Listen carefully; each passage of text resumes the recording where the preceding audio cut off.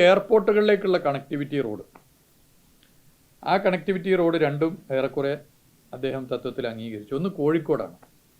കോഴിക്കോട് ഭാഗത്തുള്ള ആളുകൾക്കറിയാം, കോഴിക്കോട് എയർപോർട്ടിലേക്ക് കോഴിക്കോട് ബൈപ്പാസിൽ നിന്നും പുതുതായിട്ട് NH-66 ഭാഗമായിട്ടുള്ള ബൈപ്പാസിൽ നിന്നും പോകുന്ന റോഡുണ്ട്. കോഴിക്കോട് രാമനാട്ടുകരയിൽ നിന്നും ആ റോഡ് മലപ്പുറം ജില്ലയിലേക്ക് ആണ് കിടക്കേണ്ടത്. വീതി കുറവാണ്. ദീർഘകാലത്തെ ആഗ്രഹമാണ്, നാടിൻ്റെ ആഗ്രഹമാണ്. അതിൻ്റെ ഭാഗമായി സംസ്ഥാനത്ത് നിലവിൽ ആ റോഡ് സംസ്ഥാന പൊതുമരാമത്ത് വകുപ്പ്, നാഷണൽ ഹൈവേ അതിൻ്റെ ഒരു ഇൻവെസ്റ്റിഗേഷൻ നടത്തി അതിൻ്റെ ചെലവും കാര്യങ്ങളും പരിശോധിച്ചു. അതോടൊപ്പം അവിടെ എന്ത് ചെയ്യാൻ വേണ്ടി പറ്റുമെന്നുള്ള കാര്യങ്ങൾ ചർച്ച ചെയ്തിട്ടുണ്ട്. അപ്പോൾ ഞങ്ങളൊരു എലിവേറ്റഡ് ഹൈവേയുടെ കാര്യം കൂടി അവിടെ ശ്രദ്ധയപ്പെടുത്തിയിട്ടുണ്ട്. ഏകദേശം 9.5 കിലോമീറ്ററാണ് വരുന്നത്. രാമനാട്ടുകരയിൽ നിന്നും കോഴിക്കോട് എയർപോർട്ടിലേക്ക് 9.5 കിലോമീറ്ററാണ് വരുന്നത്. അവിടെ ഇപ്പോൾ ഗ്രീൻഫീൽഡ് ഹൈവേ വരുന്നുണ്ട്, അതിൻ്റെ ഒരു ഭാഗത്താണ്. ഇപ്പുറത്തെ ഭാഗത്ത് NH-66 പക്ഷേ ജനങ്ങൾ എയർപോർട്ടിലേക്ക് പോകണമെങ്കിൽ ഈ NH-66 ഭാഗമായുള്ള കാലിക്കറ്റ് ബൈപ്പാസിൽ നിന്നും രാമനാട്ടുകര എത്തി 2 വരിയിലൂടെ സഞ്ചരിക്കണം. അത് ഭയങ്കര ഗതാഗത കുരുക്കാണ്. അപ്പോൾ അത് പരിഹരിക്കാൻ എലിവേറ്റഡ് ഹൈവേ എന്നുള്ള ഞങ്ങളുടെ ഒരു ആശയം അദ്ദേഹം അംഗീകരിച്ചിട്ടുണ്ട്. അപ്പോൾ അതിൻ്റെ ഡീറ്റെയിൽഡ് ആയിട്ടുള്ള മറ്റു കാര്യങ്ങൾ സമർപ്പിച്ച് മുന്നോട്ട് പോകാൻ ഉള്ള തീരുമാനവും ഇന്നത്തെ മീറ്റിങ്ങിൽ കൈക്കൊണ്ടു. ഇനി അത്തരം കാര്യങ്ങൾ ചർച്ച ചെയ്ത് നമുക്ക് മുന്നോട്ട് പോകാവുന്നതാണ്. അതുപോലെ തന്നെ കണ്ണൂർ എയർപോർട്ടിലേക്കും നാഷണൽ ഹൈവേയിൽ നിന്നുമുള്ള റോഡിൻ്റെ പ്രപ്പോസലും കണക്ടിവിറ്റിയും പൊതുവെ അംഗീകരിക്കുന്ന സ്ഥിതി ഉണ്ടായിട്ടുണ്ട്. NH-66 നിന്നും കണ്ണൂർ ഇൻ്റർനാഷണൽ എയർപോർട്ടിലേക്കുള്ള ഏറ്റവും അടുത്ത ഭാഗം ഏകദേശം 31 കിലോമീറ്ററാണ്. ആ 31 കിലോമീറ്റർ വരുന്ന ഇപ്പോൾ നല്ല നിലയിൽ ആളുകളുള്ള കണ്ണൂർ എയർപോർട്ടിൻ്റെ ആ ഭാഗവും പരിശോധിക്കാൻ ഉള്ള തീരുമാനം പൊതുവെ അംഗീകരിച്ചിട്ടുണ്ട്. പിന്നെ നമുക്ക് ചില ഇടങ്ങളിൽ NH-66 പ്രവൃത്തിയായി ബന്ധപ്പെട്ട ചില വിഷയങ്ങളുണ്ട്. ആ വിഷയങ്ങൾ ചിലയിടത്ത് ചില പ്രശ്നങ്ങളുണ്ട്. അതും വളരെ പോസിറ്റീവായി എടുത്തിട്ടുണ്ട്. അത് എങ്ങനെ ചർച്ച ചെയ്ത് എങ്ങനെ പരിഹരിക്കാമെന്നുള്ള പൊതുവെ ആലോചിച്ചിട്ടുണ്ട്. കോഴിക്കോട് ജില്ലയിലെ തിക്കോടിയിൽ അവിടെ കുറച്ചു കാലങ്ങളായിട്ടൊരു സമരം നടന്നുകൊണ്ടിരിക്കുകയാണ്.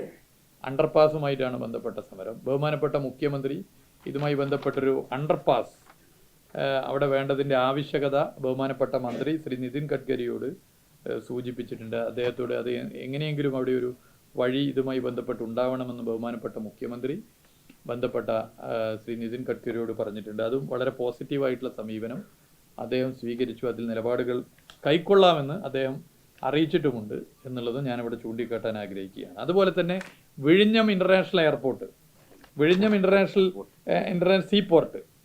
ഇൻ്റർനാഷണൽ സീപോർട്ടിലേക്കുള്ള അതിൻ്റെ ഭാഗമായിട്ടുള്ള തിരുവനന്തപുരം തലക്കോട് നിന്നുമുള്ള ക്ലോവർ ലീഫ് കണക്ഷൻ അതിൻ്റെ കാര്യവും ചർച്ച ചെയ്തിട്ടുണ്ട്. അതും പൊതുവെ സ്വീകരിക്കുന്ന നിലയാണ് ഉണ്ടായിട്ടുള്ളത്. അപ്പോൾ ഞങ്ങൾ മുന്നോട്ട് വെച്ച ഒട്ടുമിക്ക കാര്യങ്ങളും വളരെ പോസിറ്റീവായി അംഗീകരിക്കുന്ന സ്ഥിതിയാണ് ഉണ്ടായിട്ടുള്ളത്. പ്രപ്പോസലുകൾ നേരത്തെ നൽകിയതുണ്ട്, ഇനി നൽകാനുള്ളതുണ്ട്, അലൈൻമെൻറ്റ് മാറ്റി നൽകേണ്ടതുണ്ട്, നിലവിൽ വർക്ക് നടക്കുന്നതിൻ്റെ കാര്യങ്ങളിൽ ചില പ്രശ്നങ്ങളുണ്ട്, അതൊക്കെ ഞങ്ങൾ അവതരിപ്പിച്ചിട്ടുണ്ട്. അതിനൊക്കെ പൊതുവെ അനുകൂല സമീപനമാണ് സ്വീകരിച്ചിട്ടുള്ളത്.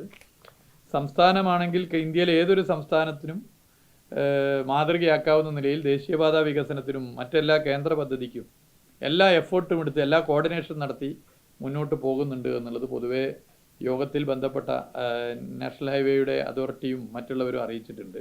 അപ്പോൾ ആ നിലയിൽ ഇന്നത്തെ മുഖ്യമന്ത്രിയുടെ സന്ദർശനം, ബഹുമാനപ്പെട്ട ശ്രീ നിതിൻ ഗഡ്കരിയുമായിട്ടുള്ള കൂടിക്കാഴ്ച നമ്മുടെ സംസ്ഥാനത്തിന് ദീർഘവീക്ഷണത്തോടു കൂടിയുള്ള സംസ്ഥാന സർക്കാർ മുന്നോട്ട് വെച്ച കാഴ്ചപ്പാടിനൊക്കെ തന്നെ വളരെ അനുകൂലമാണ്. ഇത് കേരളത്തിൻ്റെ വികസനത്തിന് ഏറെ ഗുണകരമായി ഇന്നത്തെ ഈ കൂടിക്കാഴ്ച മാറിയിട്ടുണ്ട് എന്നുള്ളത് അറിയിക്കാൻ ഞാൻ ആഗ്രഹിക്കുകയാണ്.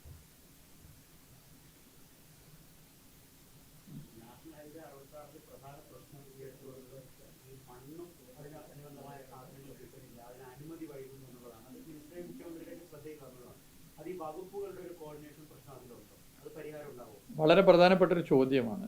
ഇന്നലെ ഞങ്ങളിത് 3 മണിക്കൂർ നേരെ ഇരുന്ന് ചർച്ച ചെയ്തു. 3 മണിക്കൂർ കേരളത്തിലെ എല്ലാ ജില്ലാ കളക്ടർമാരും, അതായത് ഈ നാഷണൽ ഹൈവേ പോകുന്ന ജില്ലയിലെ എല്ലാ ജില്ലാ കളക്ടർമാരും, ചീഫ് സെക്രട്ടറി, മറ്റ് PWD സെക്രട്ടറി, മറ്റ് പ്ലാനിങ് മൈനിങ് ആൻഡ് ജിയോളജിയുടെ ഡയറക്ടർ, അതുപോലെ തന്നെ വാട്ടർ റിസോഴ്സസിൻ്റെ head, national highway authority of ഇന്ത്യയുടെ റീജിയണൽ ഓഫീസർ, ഞങ്ങളെല്ലാവരും ഉണ്ടായിരുന്നു. ഞങ്ങളെല്ലാവരും സമയമെടുത്ത് പറഞ്ഞ വിഷയങ്ങൾ ചർച്ച ചെയ്ത് പരിഹരിച്ചിട്ടുണ്ട്.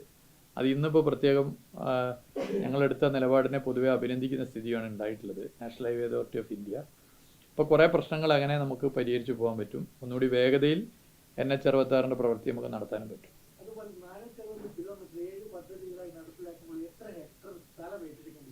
അതിൻ്റെ വിശദമായ ഡീറ്റെയിൽസ് ഞാൻ തരാം. അത് DPR അതിൻ്റെ മുഴുവൻ വിവരം തരാം. സ്ഥലം ഏറ്റെടുക്കൽ എത്ര വേണം, ഓരോ പദ്ധതിക്കും എത്ര വേണ്ടി വരും.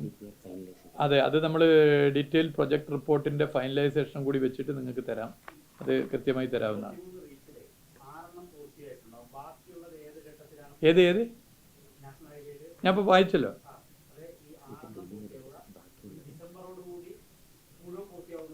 അതെ അതെ, അത് പൂർത്തിയാകുന്ന വർക്കുകൾ ഇപ്പോൾ ഒരു സ്ട്രെച്ചിൽ തന്നെ ചില ഭാഗങ്ങൾ പൂർത്തീകരിച്ച് അപ്പോൾ തുറന്നു കൊടുക്കും. അതാണ് അതിൻ്റെ ഏറ്റവും വലിയ മെച്ചം. ഇപ്പോൾ ഉദാഹരണം, ഇപ്പോൾ കോഴിക്കോട് ബൈപ്പാസ് എടുത്താൽ ബൈപ്പാസിൽ ഒരു പാലം നിർമ്മിച്ചു കഴിഞ്ഞാൽ അപ്പോൾ അത് തുറന്നു കൊടുക്കും. അല്ലെങ്കിൽ ഒരു പ്രത്യേക ഭാഗം പൂർത്തീകരിച്ച് കഴിഞ്ഞാൽ അപ്പോൾ തുറന്നു കൊടുക്കും. ഒരു സ്ട്രെച്ച് കഴിഞ്ഞാൽ അപ്പോൾ തുറന്നു കൊടുക്കും. അങ്ങനെ പരിശോധിക്കുമ്പോൾ ഏറെക്കുറെ മെയ് മാസത്തോടെ പൂർത്തീകരിക്കാനാവും. അതെ, അതിൻ്റെ വിശദമായ റിപ്പോർട്ട് തരാം. വിശദമായ അതെ അതെ അതെ ഇപ്പം കംപ്ലീറ്റ് ചെയ്തത് ഞാൻ പറഞ്ഞുതരാം. കംപ്ലീറ്റ് ചെയ്തത് നീലേശ്വരം ROB ഏകദേശം 1 കിലോമീറ്ററിന് അടുത്തുണ്ട്, അത് പൂർത്തീകരിച്ചു. തലശ്ശേരി മാഹി ബൈപ്പാസ് 18.5 കിലോമീറ്റർ പൂർത്തീകരിച്ചു. 6 ലൈൻ പാലോളിയൻ മൂരാട് പാലം 2.1 കിലോമീറ്റർ പൂർത്തീകരിച്ചു.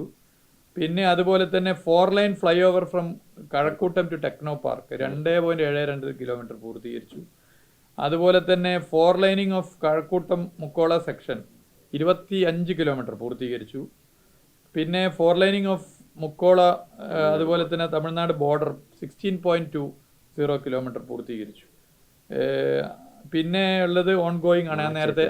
ഞാൻ നേരത്തെ പറഞ്ഞു, മാർച്ചിൽ പൂർത്തീകരിക്കുന്നത്. അതെ ആ